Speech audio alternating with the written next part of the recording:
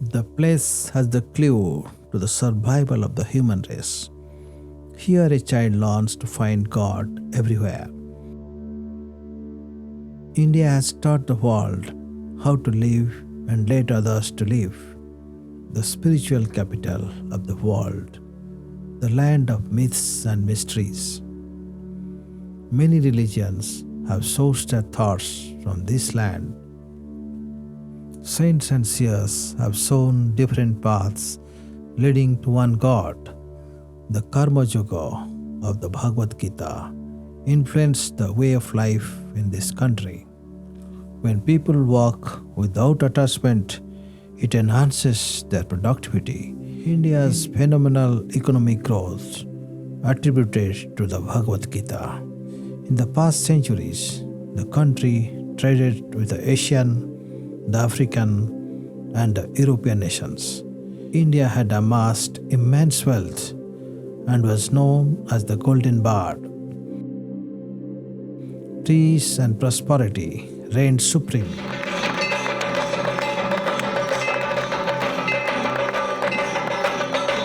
Creativity was at its height.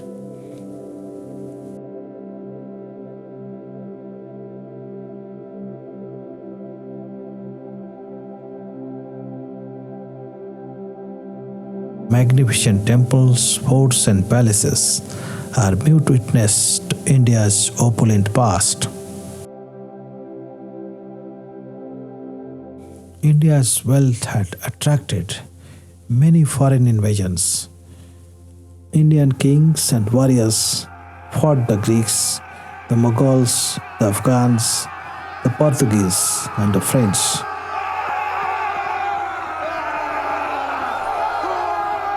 The Rajputs fought for the land and culture. The Indians fought many battles.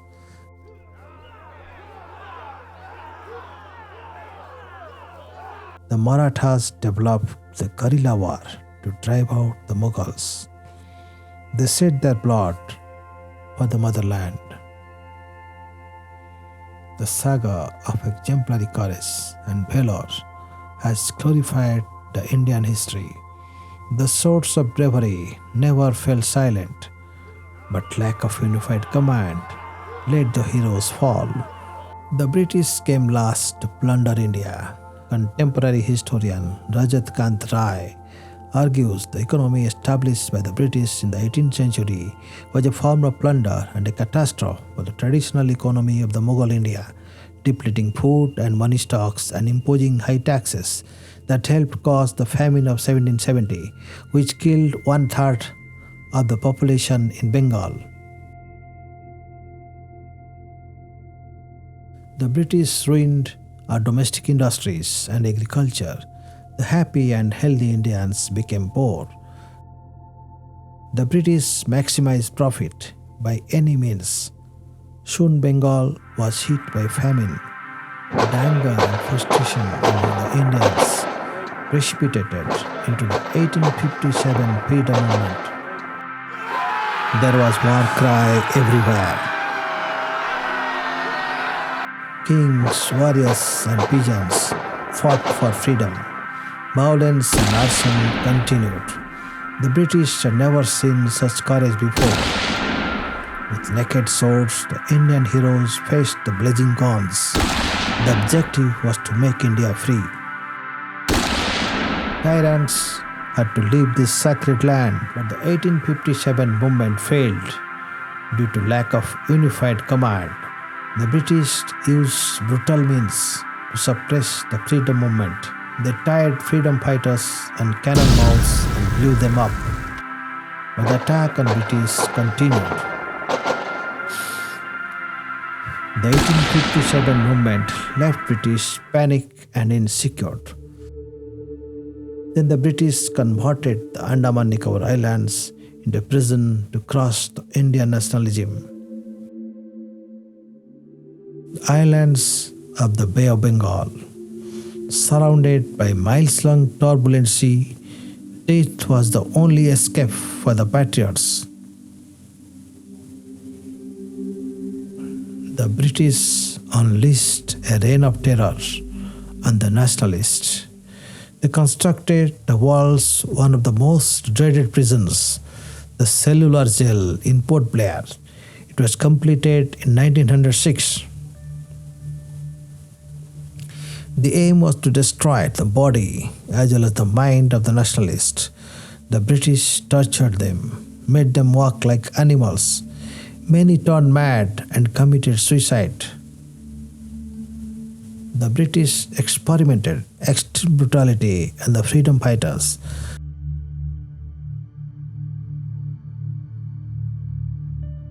The gallows are the mute witness to those horrific incidents.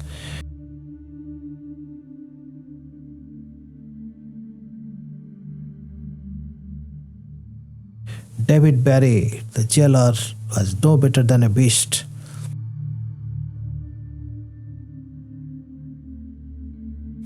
Few nations have committed such atrocity, and the nationalist intellectuals.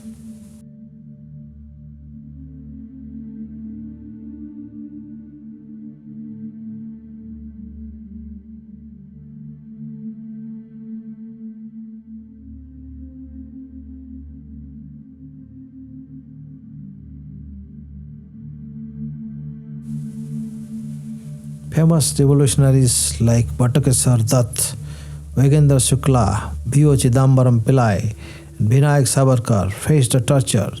The inmates were the famous Faizali Haq Khairabadi, Sachindranath Sanyal, Bhai Parmanand, Sohan Singh, Subodh Rai, and Trailokanath Chakrabarti. They belonged to different nationalist organizations. The British handpicked those nationalists to slow down the national movement. Poets, philosophers, writers, and patriots perished in the Cellular Jail. Out of the 80,000 political prisoners, a few survived.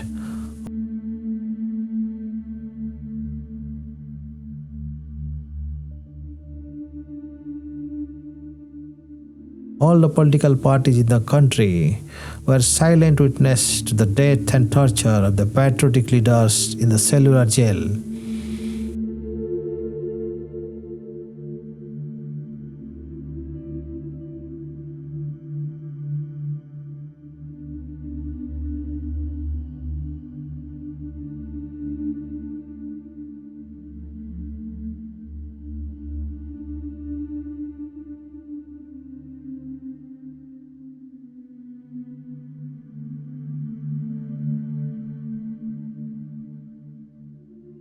Mahatma Gandhi intervened only in 1937. By that time, the majority of the nationalists were dead.